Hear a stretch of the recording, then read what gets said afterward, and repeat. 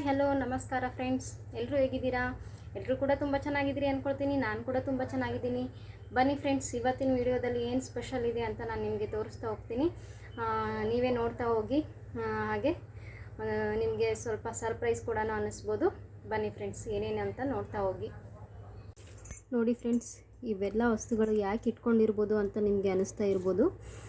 ಯಾಕೆ ನಾನು ನಿಮಗೆ ತೋರಿಸ್ತಾ ಇದ್ದೀನಿ ಅಂತ ಕೂಡ ನಿಮಗೆ ಡೌಟ್ ಇರ್ಬೋದು. ಏನೇನು ಇಟ್ಕೊಂಡಿದ್ದೀನಿ ಅಂತಂದರೆ ಲವಂಗ, ಉಪ್ಪು, ಇದು ಬಂದುಬಿಟ್ಟು ಪಲಾವ್ ಎಲೆ, ಬಿರಿಯಾನಿ ಎಲೆ ಅಂತ ಕೂಡ ಕರೀತಾರೆ ಕೆಲವೊಬ್ಬರು. ಇದು ಒಣ ಮೆಣಸಿನ್ಕಾಯಿ ನಾನು ಮನೆಯಲ್ಲೇ ಒಣಗಿಸಿಟ್ಕೊಂಡಿರೋದು. ಮೆಣಸಿನ್ಕಾಯಿ ವೇಸ್ಟ್ ಉಳಿದಿರೋದು ಅದನ್ನು ಒಣಗಿಸಿ ಈ ಥರ ಇಟ್ಕೊಂಡಿದ್ದೀನಿ. ಮತ್ತು ಕರಿಬೇವು, ಇದನ್ನು ಕೂಡ ಒಣಗಿಸಿಟ್ಕೊಂಡಿರೋದು.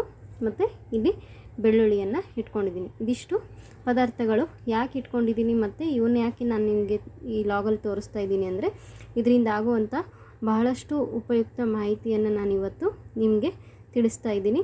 ಸೊ ದಯವಿಟ್ಟು ಅದೇನು ಅಂತ ಇವತ್ತಿನ ವಿಡಿಯೋದಲ್ಲಿ ತಿಳಿದುಕೊಳ್ಳೋಣ. ಬನ್ನಿ ಫ್ರೆಂಡ್ಸ್. ಸೊ ಇವಾಗ ನಾನು ಫಸ್ಟು ಅಕ್ಕಿಯನ್ನು ತರಿಸಿಟ್ಟಾಗ ಏನು ಮಾಡಬೇಕು?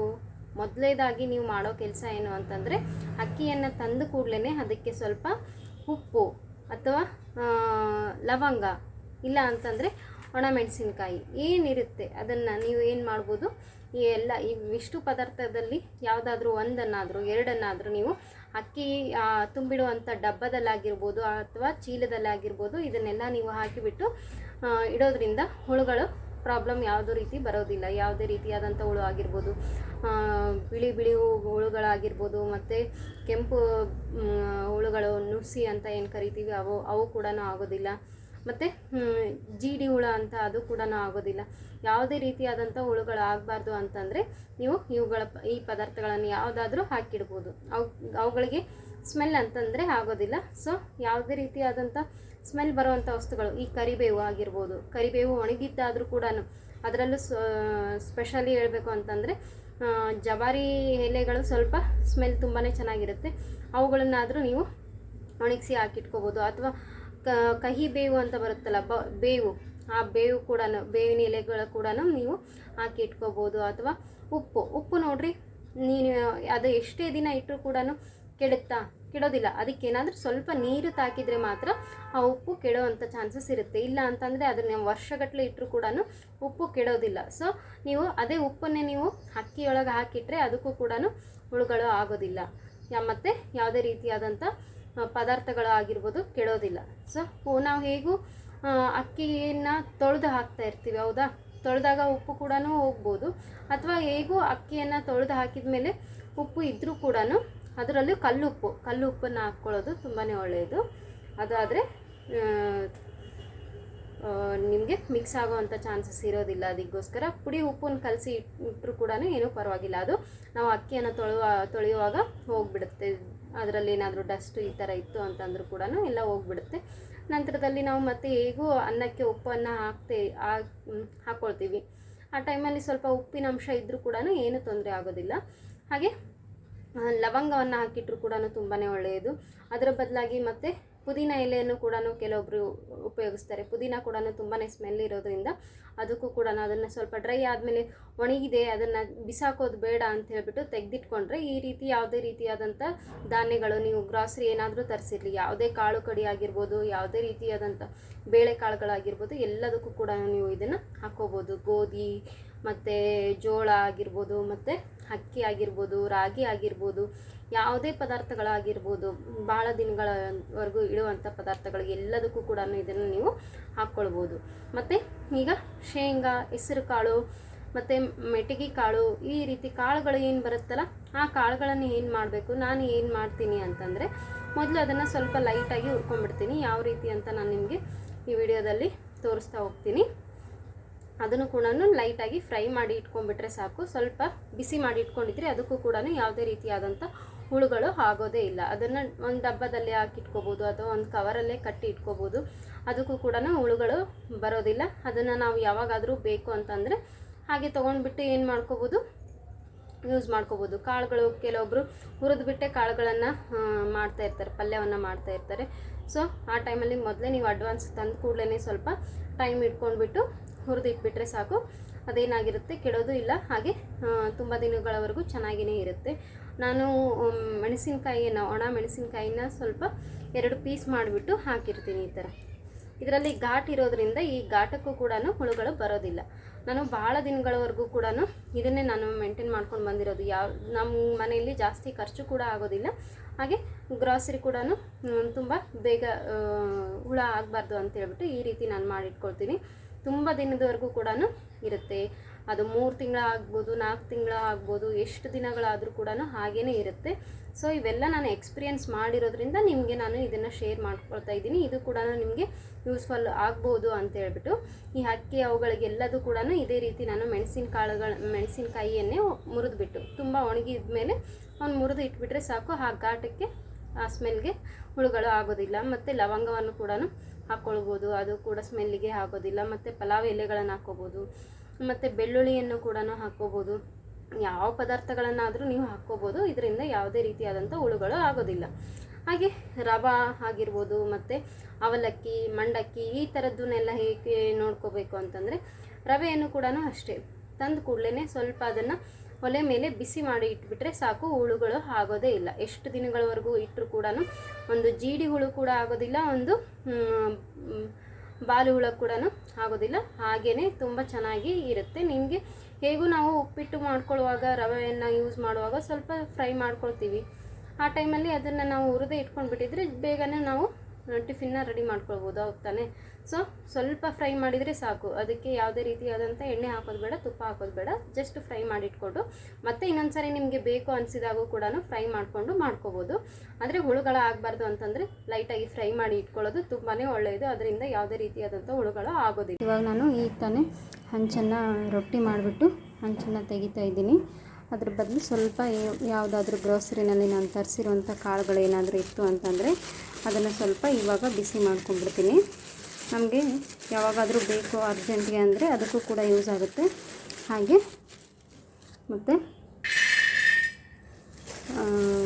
ಹುಳ ಕೂಡ ಆಗೋದಿಲ್ಲ. ಅದಕ್ಕೋಸ್ಕರ ನಾನು ಇಲ್ಲಿ ಸ್ವಲ್ಪದಾಗಿಯೇ ಕೆಲವೊಂದಿಷ್ಟು ಹುರಿದು ಇಟ್ಕೊಡ್ತೀನಿ.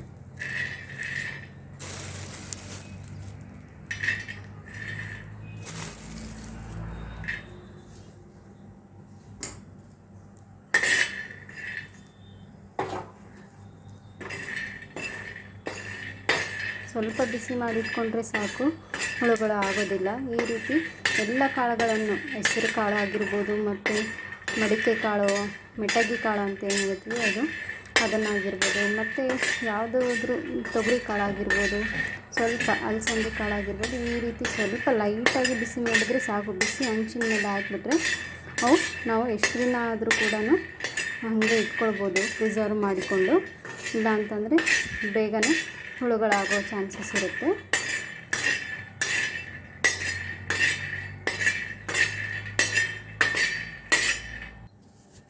ಅದೇ ಥರ ನಾನು ಈ ಕಡೆ ಸ್ವಲ್ಪ ರವೆಯನ್ನು ಕೂಡ ಹುರಿದಿಟ್ಕೊಳ್ತಿದ್ದೀನಿ. ಈ ರವೆ ಕೂಡ ಸ್ವಲ್ಪ ಹುರಿದು ಇಟ್ಬಿಟ್ರೆ ಸಾಕು, ಹುಳುಗಳಾಗೋದಿಲ್ಲ. ಮತ್ತು ಅರ್ಜೆಂಟ್ಗೆ ಬೇಕು ಅಂದರೆ ನಮಗೆ ಇನ್ಸ್ಟಂಟಾಗಿ ಏನಾದರೂ ಮಾಡ್ಕೊಳ್ಳೋಕ್ಕೆ ಸಿಗುತ್ತೆ.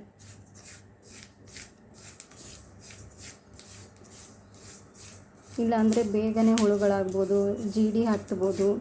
ಈ ರೀತಿ ಏನೇ ಆಗಬಾರ್ದು ಅಂತಂದರೆ ಈ ರೀತಿ ಸ್ವಲ್ಪ ಬಿಸಿ ಮಾಡ್ಕೊಂಡು ಇಟ್ಕೊಂಡ್ಬಿಟ್ರೆ ಸಾಕು. ಇದನ್ನು ಸ್ಟೀಲ್ ಡಬ್ಬದಲ್ಲಿ ಹಾಕ್ಕೊಂಡ್ಬಿಟ್ಟು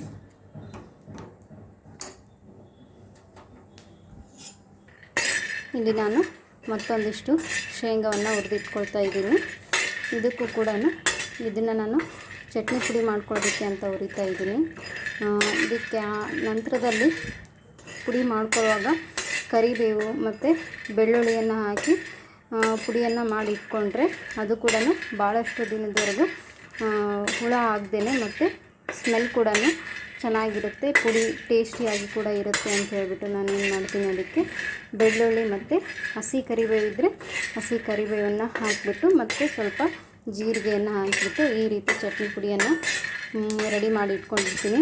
ಯಾವಾಗಲಾದರೂ ಏನಾದರೂ ಸ್ವಲ್ಪ ಸ್ಪೆಷಲ್ ಅಡುಗೆ ಮಾಡಿದಾಗ ಅದು ಪುಡಿಯನ್ನು ಕೂಡ ಪಲ್ಯಕ್ಕೆ ಹಾಕ್ಕೊಳ್ಳೋದಕ್ಕೂ ಬರುತ್ತೆ. ಹಾಗೆ ಕೂಡ ಪಲ್ಯದ ಜೊತೆ ಸೈಡಲ್ಲಿ ಹಚ್ಕೊಂಡು ತಿನ್ನೋದಕ್ಕೂ ಬರುತ್ತೆ ಅಂತ ಪುಡಿಯನ್ನು ಈ ರೀತಿ ಮಾಡಿ ಇಟ್ಕೊಳ್ತೀವಿ. ಶೇಂಗಾ ಆಗಿರ್ಬೋದು, ಗುರೆಳ್ಳು ಅಂತ ಬರುತ್ತೆ, ಎಳ್ಳು ಆಗಿರ್ಬೋದು, ಮತ್ತು ಸಣ್ಣದ ಬಿಳೆ ಎಳ್ಳು ಆಗಿರ್ಬೋದು. ಇದೇ ರೀತಿ ಭಾಳಷ್ಟು ಚಟ್ನಿ ಪುಡಿಗಳು, ಅಗಸಿ ಚಟ್ನಿ ಪುಡಿ ಆಗಿರ್ಬೋದು, ಎಲ್ಲವನ್ನು ಕೂಡ ಈ ಥರನೇ ಮಾಡಿ ಇಟ್ಕೊಂಡ್ರೆ ಅದರಲ್ಲಿ ಬೆಳ್ಳುಳ್ಳಿ ಮತ್ತು ಕರಿಬೇವು ಹಾಕೋದ್ರಿಂದ ಹುಳಗಳು ಆಗೋದಿಲ್ಲ. ಎಷ್ಟು ದಿನದವರೆಗೂ ಆದರೂ ಕೂಡ ಇಟ್ಕೊಂಡು ತಿನ್ಬಹುದು. ಒಂದು 15 ದಿನಗಳಾದರೂ ಕೂಡ ಏನಾಗೋದಿಲ್ಲ, ತಿಂಗಳವರೆಗೂ ಕೂಡ ಏನೂ ಆಗೋದಿಲ್ಲ. ಅದು ಕೆಲವೊಂದಿಷ್ಟು ಪದಾರ್ಥಗಳನ್ನು ತೋರಿಸ್ತಾ ಇದ್ದೀನಿ ನಿಮಗೆ ನಾನು ಹೇಗೆ ಮಾಡಿ ಇಟ್ಟಿದ್ದೀನಿ ಅಂತ. ಇಲ್ಲಿ ನೋಡಿ, ತೊಗರಿಬೇಳೆ ಇದು ಭಾಳ ದಿನವೇ ಆಯಿತು ಇದೇ ರೀತಿ ನಾನು ಇಟ್ಬಿಟ್ಟು, ಒಂದು ಹುಳುಗಳು ಕೂಡ ಇಲ್ಲ. ತೆಗೆದಾಗ ಫಸ್ಟು ಬರೋದು ಈ ಮೆಣಸಿನಕಾಯಿಯ ಘಾಟ್ ಕೂಡ ಹಾಗೆ ಬರುತ್ತೆ. ಇದು ನೋಡಿ ಶೇಂಗಾ, ಇದನ್ನು ನಾನು ಹುರಿದ್ಬಿಟ್ಟು ಡಬ್ಬೆಗೆ ಹಾಕಿ ಇಟ್ಕೊಂಡಿದ್ದೀನಿ. ಮತ್ತು ಇವು ಕೂಡ ಹೆಸರು ಕಾಳನ್ನು ಕೂಡ ಹುರಿದಿದ್ದೀನಿ. ಇದರಲ್ಲಿ ಯಾವುದೂ ಒಂದು ಹುಳುಗಳು ಕೂಡ ಇಲ್ಲ. ಇದನ್ನು ಇಟ್ಬಿಟ್ಟು ನಾನು ತುಂಬಾ ದಿನ ಆಯಿತು ಇಟ್ಟು. ಸೊ ಒಂದು ಹುಳುಗಳು ಕೂಡ ಇಲ್ಲ. ಅದ್ರ ಜೊತೆ ನಾನು ಬೆಳ್ಳುಳ್ಳಿಯನ್ನು ಕೂಡ ಮಿಕ್ಸ್ ಮಾಡಿ ಇಟ್ಟಿದ್ದೀನಿ. ಸೊ ಇಲ್ಲಿ ನೋಡ್ತಿರ್ಬೋದು ಫ್ರೆಂಡ್ಸ್, ಇದು ಮೆಂತ್ಯಕಾಳು. ಈ ಮೆಂತ್ಯಕಾಳಿಗೂ ಕೂಡ ನಾನು ಲವಂಗವನ್ನು ಹಾಕಿಟ್ಟಿದ್ದೀನಿ. ನಮ್ಮ ಅಡ್ಜಸ್ಟ್ಮೆಂಟು ಯಾವ ಪದಾರ್ಥಕ್ಕೆ ಯಾವುದನ್ನು ಹಾಕಿದರೆ ಸೂಕ್ತ ಅಂತ ನಾವು ಪ್ಲ್ಯಾನ್ ಮಾಡಿಕೊಂಡು ಹಾಕ್ಕೊಳ್ಳೋದು ಒಳ್ಳೆಯದು. ಸೊ ಅಕ್ಕಿಗೆ ಏನನ್ನು ಹಾಕಿದರೆ ಚೆನ್ನಾಗಿರುತ್ತೆ, ಅದರಿಂದ ಯಾವುದೇ ರೀತಿಯಾದಂಥ ಮೆಸ್ಸಿ ಆಗೋದಿಲ್ಲ ಅಂತ ಅಂದಾಗ ಅದಕ್ಕೆ ಏನು ಹಾಕ್ಕೋಬೇಕು ಅದನ್ನು ಹಾಕ್ಕೊಳ್ಬೋದು. ಇಂಥ ಪದಾರ್ಥಗಳಿಗೆ ಏನು ಹಾಕ್ಕೊಳ್ಬೋದು ಅದನ್ನು ಹಾಕ್ಕೊಳ್ಬೋದು. ಸೊ ಈ ರೀತಿಯಾಗಿ ನಾನು ತೋರಿಸಿದಂಥ ಈ ಎಲ್ಲ ಪದಾರ್ಥಗಳನ್ನು ಯಾವ ರೀತಿಯಾಗಿ ನೀವು ಬಳಸ್ಕೊಳ್ತೀರಾ ಅಂತ ನಿಮಗೆ ಬಿಟ್ಟಿರೋದು. ಹಾಗೆ ಹಿಟ್ಟುಗಳು ಕೂಡ, ಹಿಟ್ಟನ್ನು ನೀವು ಹಾಕ್ಸ್ಕೊಂಬಂದಿರ್ತೀರ, ಗಿರಣಿಗೆ ಬೀಸ್ಕೊಂಡು ಬಂದು ಇಟ್ಕೊಂಡಿರ್ತೀರ. ಆ ಹಿಟ್ಟು ಕೂಡ ಏನಾಗಿರುತ್ತೆ, ಇದೇ ರೀತಿ ಹುಳುಗಳು ಬೇಗ ಆಗ್ತಾ ಇರುತ್ತೆ. ನಾವು ಬಳಕೆಯನ್ನು ಜಾಸ್ತಿ ಮಾಡ್ತಾ ಇರಲ್ಲ. ಆ ಟೈಮಲ್ಲಿ ಏನು ಮಾಡಬೇಕು ಅಂತಂದರೆ, ಹಿಟ್ಟಿಗೂ ಕೂಡ ಏನು ಮಾಡ್ಕೊಳ್ರಿ, ಇದೇ ರೀತಿ ಒಣ ಮೆಣಸಿನ್ಕಾಯಿಯನ್ನು ಹಾಕಿ ಇಟ್ಕೊಳ್ಳಿ, ಅಥವಾ ಲವಂಗವನ್ನು ಮಿಕ್ಸ್ ಮಾಡಿ ಇಡಿ. ನಾವು ಹೇಗೋ ಆಮೇಲೆ ಅದನ್ನು ಜರಡಿ ಆಡಿಬಿಟ್ಟು ಬಳಸ್ಕೊಳ್ತೀವಲ್ವ, ಆ ಟೈಮಲ್ಲಿ ಅದು ಹೊರಗಡೆ ಈಸಿಯಾಗಿ ತಕ್ಕೊಳ್ಬೋದು ಕೂಡ.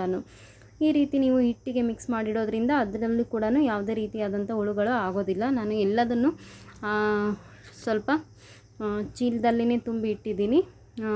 ಅದಕ್ಕೋಸ್ಕರ ಅದರಲ್ಲಿ ನಾನು ಇದೇ ರೀತಿಯಾಗಿ, ಅದು ಯಾವುದೇ ಇದರಲ್ಲಿಟ್ಟರೂ ಕೂಡ ಕೆಡೋದಿಲ್ಲ. ನಿಮಗೆ ಚೀಲದಲ್ಲಾದರೂ ತುಂಬಿ ಇಡ್ಬೋದು, ಪ್ಲಾಸ್ಟಿಕ್ ಡಬ್ಬದಲ್ಲಾದರೂ ಹಾಕ್ಬೋದು, ಸ್ಟೀಲ್ ಡಬ್ಬದಲ್ಲಿ ಹಾಕಿದರೂ ಹಾಕ್ಬೋದು.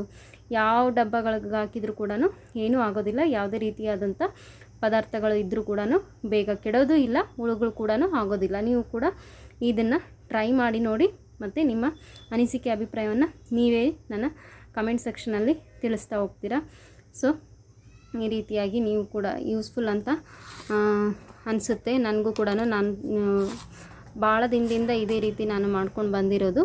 ನೀವು ಕೂಡ ಟ್ರೈ ಮಾಡಿ ನೋಡಿ ಫ್ರೆಂಡ್ಸ್. ನೋಡಿದ್ರಲ್ಲ ಫ್ರೆಂಡ್ಸ್, ಇದುವರೆಗೂ ನಾನು ಹೇಳಿದಂಥ ಮಾಹಿತಿ ನಿಮಗೆಲ್ಲ ಇಷ್ಟ ಆಗಿತ್ತು ಅಂತಂದರೆ ಒಂದು ಲೈಕ್ ಮಾಡೋದನ್ನು ಮರಿಬಿಡಿ. ಹಾಗೆ ಯೂಸ್ಫುಲ್ ಅಂತ ಅನಿಸಿದರೆ ನಿಮ್ಮ ಫ್ಯಾಮಿಲಿ ಫ್ರೆಂಡ್ಸ್ ಎಲ್ರಿಗೂ ಕೂಡ ಶೇರ್ ಮಾಡೋದು ಕೂಡ ಮರಿಬಿಡಿ. ಇಲ್ಲಿವರೆಗೂ ಯಾರು ನನ್ನ ಚಾನಲ್ನ ಸಬ್ಸ್ಕ್ರೈಬ್ ಮಾಡ್ಕೊಂಡಿಲ್ವೋ ದಯವಿಟ್ಟು ಸಬ್ಸ್ಕ್ರೈಬ್ ಮಾಡ್ಕೊಳ್ಳಿ.